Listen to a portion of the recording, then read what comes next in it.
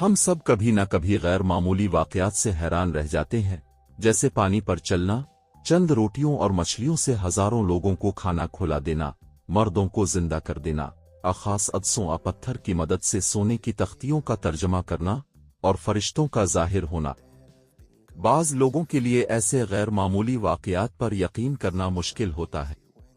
اگرچہ یہ بات قابل فہم ہے کہ ہمیں غیر معمولی چیزیں حیران کریں، لیکن حقیقت یہ ہے کہ عام چیزیں اس سے کہیں زیادہ حیرت انگیز ہیں۔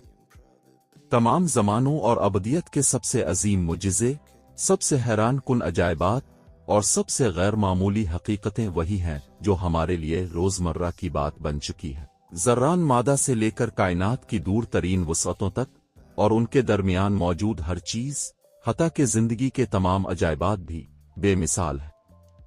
کیا ان عام حقیقتوں سے بڑھ کر کوئی چیز ہو سکتی ہے؟ نہیں، کوئی بھی چیز ان کے برابر بھی نہیں آتی۔ آپ کسی ایسی چیز کا تصور بھی نہیں کر سکتے جو اس کائنات کی موجودہ حقیقتوں سے زیادہ عظیم ہو۔ جب ہم ان عظیم حقیقتوں پر غور کرتے ہیں تو پھر کسی اور چیز پر حیران ہونے کی ضرورت نہیں رہتی۔ اس کے بعد یہ یقین کرنا آسان ہو جاتا ہے کہ خدا کے لیے ہر چیز ممکن ہے۔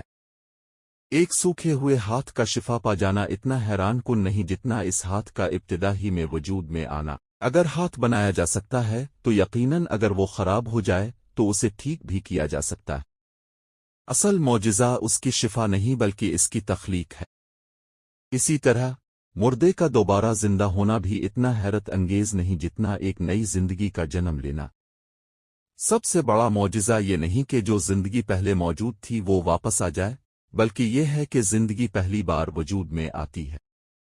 اس سے بھی زیادہ حیران کن بات یہ ہے کہ ہم خود زندہ ہیں۔ ایک دل کا دوبارہ دھڑکنا اتنا حیرت انگیز نہیں جتنا وہ دل جو اس وقت آپ کے سینے میں مسلسل دھڑک رہا ہے۔ اسی طرح اگر کوئی شخص پتھر خاص عدسے کے ذریعے سونے کی تختیوں پر لکھی قدیم تحریروں کا ترجمہ کر لے تو یہ انسانی آنکھ کے مقابلے میں کم حیران کن ہے۔ اصل معجزہ یہ نہیں کہ آنکھ کیا دیکھتی ہے، بلکہ یہ ہے کہ وہ دیکھ سکتی ہے۔ پھر فرشتوں، سونے کی تختیوں، انسان کی خدائی صلاحیت جیسے غیر معمولی امور پر یقین کیسے کیا جا سکتا ہے؟